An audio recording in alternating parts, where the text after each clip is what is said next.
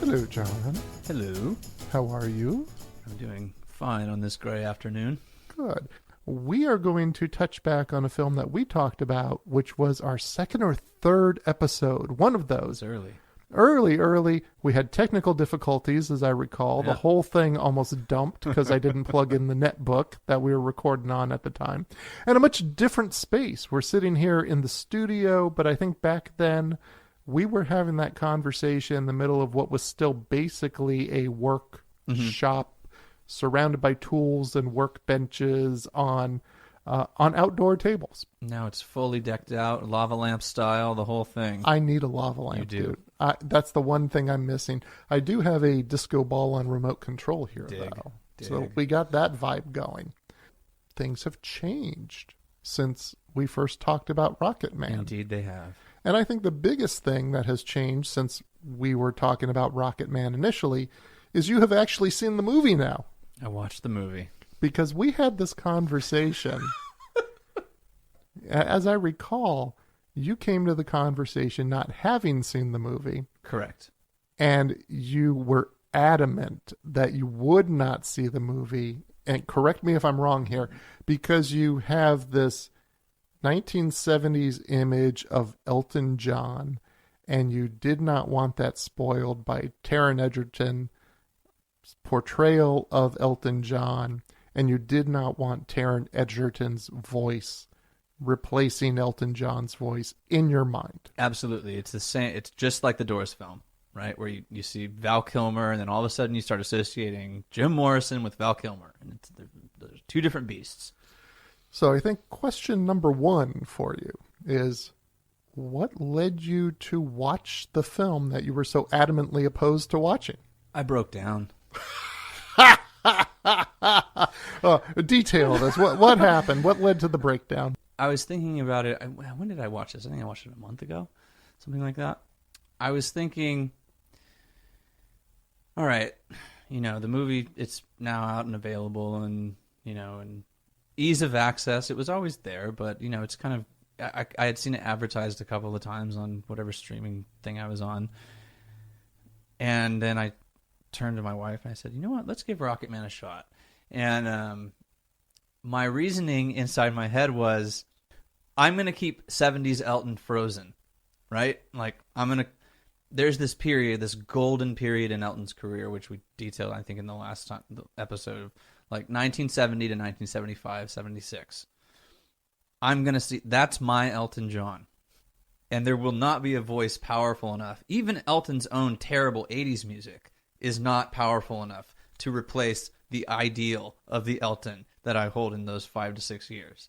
So I figured, fuck it, it's a movie, I'm going to watch it, and let's see how it goes. So you felt you had a sufficient firewall built up that you could protect your 1970s image of Elton John, regardless of what may come. Whether it be Too Low for Zero or whether it be Taron Egerton. Right. Too Low for Zero, though, we should note, is a good record from the 80s. It is a good record. We can rattle off the slush pile, but yeah. The one Runaway Train came off of. His collaboration with Eric Clapton was not a great album. Oh, the one. No, that wasn't the one. That was the one before that with Club at the End of the Street. In the club at the end of the street, that's where we meet. I can't. That was Sacrifice was on that. Yeah. Anyway, yeah. What album did the? Oh, Breaking Hearts. Breaking Hearts. That's a great album. You like Breaking Hearts? Yeah. Well, not all the songs, but I think the first 5, and then it gets weird.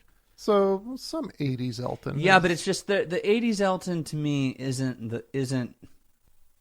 It's more about the pomp in the 80s. Got it. The 70s, sure, it's full of pomp, but the musicianship and the integrity, I'm not saying that it wasn't there in the 80s. I just think the band was so tight. His songwriting was so on point. Bernie's lyrics were it was just this magical period. And what has he got? Like 11 records or 12 records that come out of that period? Like 7 number one, just straight to number one. I mean, it's just unbelievable.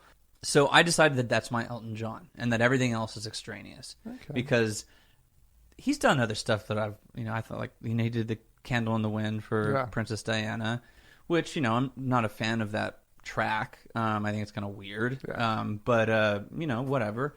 It hasn't disturbed my image of Elton. I saw The Lion King, and you know, all that. So okay, I can handle Rocketman. Now, my view of Rocketman is very early on, you're either going to go with it or you're not. Yeah. And if you're not, it's going to be a hard not. And if you are, you're going to go, yeah, it's because it opens with him going to rehab in a very dramatic fashion. Absolutely. And quickly monopolizing the group discussion. Yeah. And what were your feelings as you started to watch it? I stopped trying to put facts together. So Okay. that definitely freed me. And so what I started to see was, you had made the comment that you thought the movie captured Elton.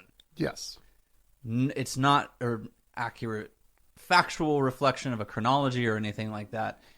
It's the essence or the spirit or the character of the person, Yes. right? Yeah. So I think I was looking at it that way, and I was thinking, okay, so I always view Elton through, and I always just view him through a musical lens. I don't really look at the attitude and the diva and all that kind of stuff. It's just the music.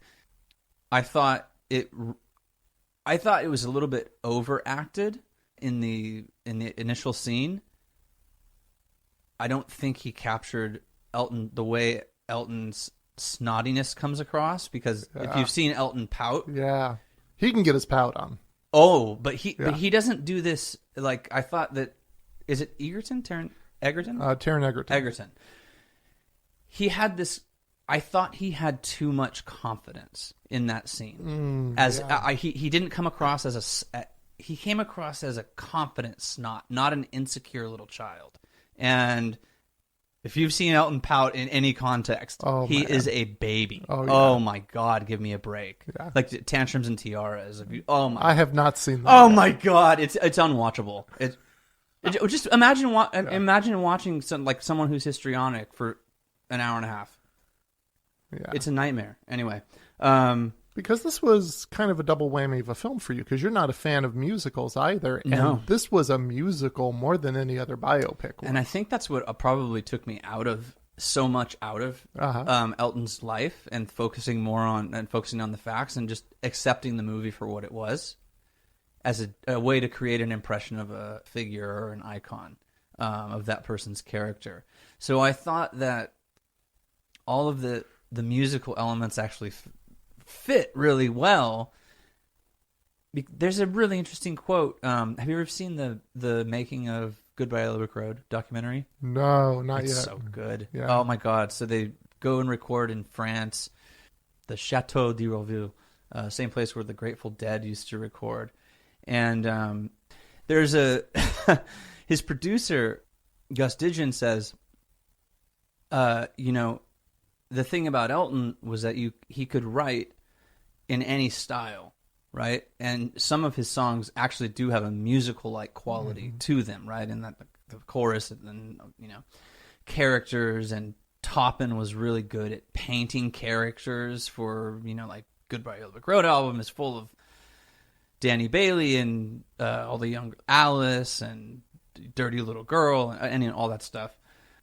So when I started thinking about Elton's life more in the context of theater, it made more sense. I got it. Like viewing it through that lens, because I loathe musicals. They just drive me insane. I can't. I feel a song coming on. Exactly. Yeah. And I felt like if that kind of overblown, again, histrionic behavior was, reflective of his reality, then it's the perfect context, or the perfect, device to use to tell the story. So I didn't actually have a problem with the musical, and I loved some of the elements, like the part you mentioned when he starts floating on the piano. That was great. And and the whole audience. yeah, and the is whole like- yeah, and it's really cool because I thought that was really cool because you're not looking at it literally, right? You're looking at it more from like an impressionistic or a sensory. Like, this is what it felt like to be at the Troubadour at the time, not this is what happened at the Troubadour at the time. And maybe that was how it felt for him that they're conveying. For him, I don't know. I've read a bunch of reviews from the Troubadour, and people went fucking apeshit in that audience. Wow. Went crazy. Leon Russell in the first row. Neil Diamond introduced him. I mean, all that shit. So I thought that they really covered Elton. This might be another thing. I always put Elton and Bernie together. Yes. I never separate them. And the movie separates them. The movie separates them. So there's Elton. I don't really like Elton, like as a personality. Yeah. He just is utterly distasteful to me. Like he's a brat. Let's put it that way. And I've always been more drawn to Bernie as, someone who's more thoughtful and, reflective. And Elton has always seemed to me just to be kind of like an insanely talented, really bitchy workhorse. You know what I mean? He just works and works and works. And, an attention whore and all that. There's all that kind of stuff. And I just can't identify with those parts of his character. So I think that was another part with the film is like, Bernie is there, but he's kind of tangential to the story. And I've never just considered Elton as Elton without his, other half, writing half, so to speak. So that was interesting to look at, and I think it made me like Elton even less. Oh, as just not musically, but just on a. But as a person, I don't know him as a person, but as a media figure, I mean, like some of the stuff I've read about him. Did I tell the one where he asked he got so upset one day he asked his manager if they could do something about the weather outside the hotel? No. Yeah. So he used to do shit like that. And I used to read those books and those biographies and think, oh, what an asshole. But then you see it enacted. Kind of brings it to life and it makes sense. But everyone in his circle, all the reports, from whether it's from Bernie, whether it's from Gus Didgeon, whether it's from Davy Johnson, the guitar player, they all say that Elton could be, sweet as could be, but he could be the fucking devil incarnate. Yeah. And I think the movie captured those swings really well, visually. It was good. And also, Egerton's voice didn't really sound like Elton, I thought. So I thought that was another good thing that they didn't... Or maybe they tried, but whatever happened didn't end up becoming an Elton replica. It was like his take on Elton. But in our initial discussion, we never got around to grading the film. We didn't? No, you hadn't seen it, so you couldn't say how it was as a film. Yeah. And I think I went with a facts be damned kind of attitude on it. Yeah, you did say facts be damned. That there's really no way to apply our usual logic of fact-checking to the film. Okay. So I say we leave the letter grade out of it in talking about it. But since I have you here for the follow-up, we'll go ahead and wrap it up by asking you on a scale 1 to 4 stars, what would you give Rocketman now that you've seen it? Solid 3 out of 4. Solid 3. I would go with a 3 as well. Thoroughly enjoyable film. Mm-hmm. Love the music. Love the visuals. Yep. I like that piece in the pool with the kid at the bottom. Oh, yeah. Yeah. And it looks like they did that in water, really. It does not look like dry for wet. Oh, wow. And it doesn't look like CG. It looks like they really did film that in water. And I thought that was a really interesting visual. That whole sequence that follows where he's pulled out of the pool and it's in silhouette and he's being just about being propped up to go out to perform. Yeah. You are now a commodity that needs to be sold, and there's people there, and whether or not you've attempted suicide doesn't matter. You still got to go out and sing the songs. Yep. And I thought that was a really interesting way to put that aspect of show business out there. Yeah, I think so. Although I would say I think Elton agrees with that aspect of show business. Yeah.